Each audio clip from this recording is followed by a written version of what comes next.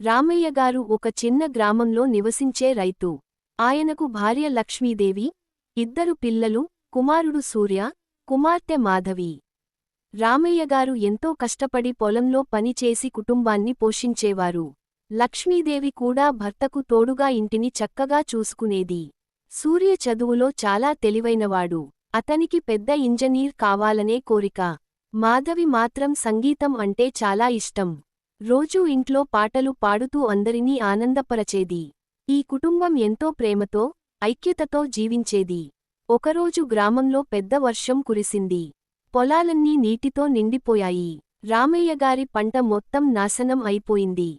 ఆ దెబ్బతో ఆయన చాలా బాధపడ్డాడు. అప్పులు పెరిగిపోయాయి. ఇంట్లో ఖర్చులు కూడా పెరిగాయి. సూర్య చదువుకు డబ్బులు సరిపోవడం లేదు. అప్పుడు సూర్య తండ్రి దగ్గరకు వచ్చి, నాన్నా, నేను కొంతకాలం చదువు ఆపి పని చేస్తాను. మీ మీద భారం కావాలని లేదు అన్నాడు.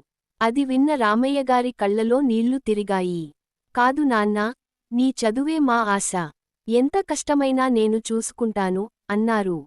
మాధవి కూడా ముందుకు వచ్చి, నాన్నా, నేను పాటలు పాడుతూ కార్యక్రమాల్లో పాల్గొని కొంత డబ్బు సంపాదిస్తాను అంది.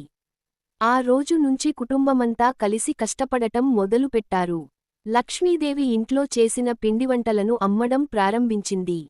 సూర్య సాయంత్రం ట్యూషన్లు చెప్పేవాడు. మాధవి గ్రామోత్సవాల్లో పాటలు పాడి బహుమతులు గెలుచుకుంది. కొన్ని సంవత్సరాల తర్వాత పరిస్థితులు మెరుగయ్యాయి. సూర్య ఇంజనీర్ అయ్యాడు. మాధవి మంచి గాయని అయింది. రామయ్యగారు అప్పులన్నీ తీర్చేశారు. కుటుంబం మళ్లీ ఆనందంగా జీవించడం మొదలుపెట్టింది. ఒకరోజు రామయ్యగారు పిల్లలతో, మన బలం డబ్బు కాదు, మన ఐక్యత.